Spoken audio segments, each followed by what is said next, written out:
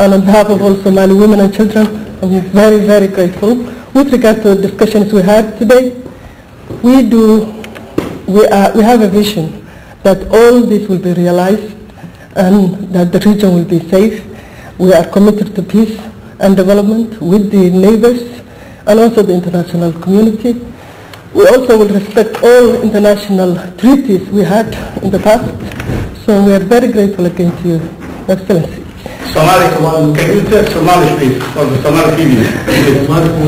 aad baan ugu faraxsanahay maanta opportunity-gan aan la kulmay Secretary of State Hague wuxuu ahaa wadahadal aad u sareeya aad u qiimo badan wax badan baanu ka hadalay wada qabashada xagga nabadgelyada security-ga xagga cilaaqaadka iyaga safaaradiyo la furi doono ballanqaadyo badan baa jira waxaan rajaynayaa in Soomaali guulaysato inay meel weyn ka gaadho wadahadalka maanta bilowday conference-ka cusub conference-ka soo socda shirka soo socda oo daba socda kii hore madaxweynuhuna iman doono waxaan rajaynayaa in isaguna guul ku dhamaado waxaan rajaynayaa in idinkuna si fiican haddaad tihiin bahda warbaahinta aad u talin doontaan wixii soo socda iyo wixii tallaabooyin la qaadi doono.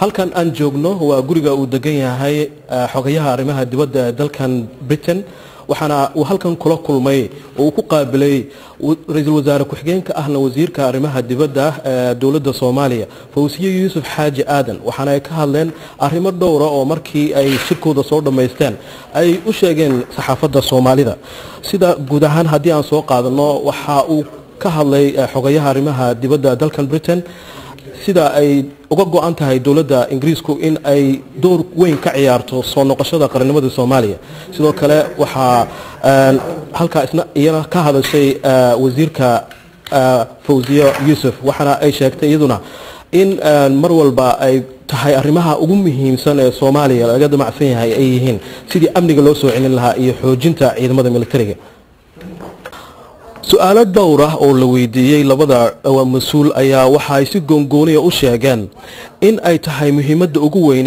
in Soomaaliya ay hesho ciidan iyada gooni The salary of AMISOM in Somalia is almost triple compared to the basic salary of Somali National Army, when in fact the Somali troops are more effective than the foreign troops because of the culture and understanding of the issues on the ground. So it's not better to equip and train the Somali National Army so that they can do their duty effectively.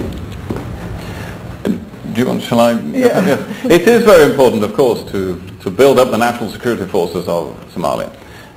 It's very important to do that over the coming years. We have needed AMISOM to do an important job in this last few years.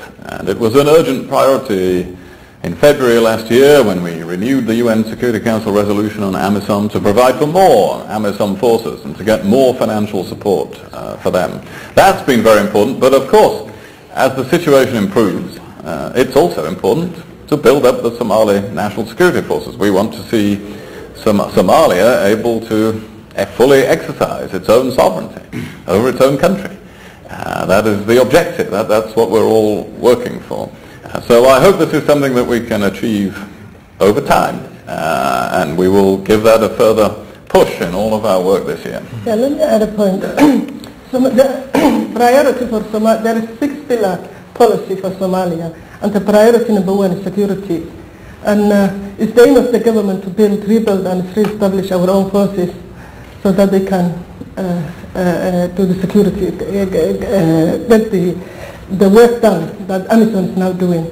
However, AMISOM is needed at this stage, as the Secretary of State said. We are very grateful to the countries who funded this service and also those who brought the forces. So many of them lost their lives, and we are aware of that, but it will gradually take time to build the Somali forces and replace the AMISOM. One last question, just one more, I think. Thank you. Anybody got a quick question? Yes, we understand that a lot of international communities are trying to assist Somalia in this stage. We know about Turkey, and what's the role of Britain in terms of assisting new Somali institutions or the rebuilding of the institutions? Well, we have a very important role and a very important responsibility, I think. Britain, because of our role in the UN Security Council, in the European Union, and our strong connections across Africa and the Middle East, has a particular role. The UK has a particular role in bringing countries together, as we did at the conference in London in February. So we believe we can continue to fulfill that sort of work. But we also have an important role in our bilateral relationship with Somalia and the people of Somalia. We are one of the most substantial donors of development assistance in many, and humanitarian assistance through so many of the crises of recent years. And we will be helping, and it's one of the things that we've been discussing over lunch, we will be helping the ministries, the institutions of government in Somalia to develop, to improve their capacity and their expertise. So you will see more of that over the coming year. There was another question over here. Okay, my question is Somali Deputy Prime Minister. And Fowsiyo, waxaan la soconaa Britain in already safaaradooda ay ka furteen Soomaaliya. Halkan Soomaali badan ayaa ku nool Ingiriiska. Maxaa dhacday safaaradda Soomaalida halkan maxaa hortaagan oo qof walaayahay? Safaaradda waxaa loo furi la'yahay waxay ahayd safaaradihii markii ugu horeysay la xidhay iyadoo safaaradda Mareykanba. waxaa hadda aanu ka wada hadalay ka mid tahay safaaradii waqtigii la furi lahaa iyo sidii loo furi lahaa way soo socotaa dhawaan insha Allah waa la furi doonaa safaaradda mana aha iyaguna already dhul baa laga siiyay Muqdisho oo ay furi doonaan dhawaan marka waa la isdhaafsanaya cilaaqaadkii waa ka horeeyay in la soo celiyo in wixii oo dhan dhawaan dhaqso looga talaabo looga qaado lagu tali jiraa. Okay, thank you very much indeed. Thank you.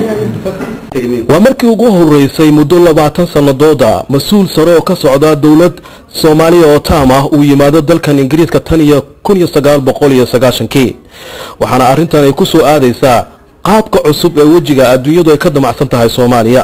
Cabdirasaaq Socoto, TV qaranka Soomaaliyeed, magaalada London.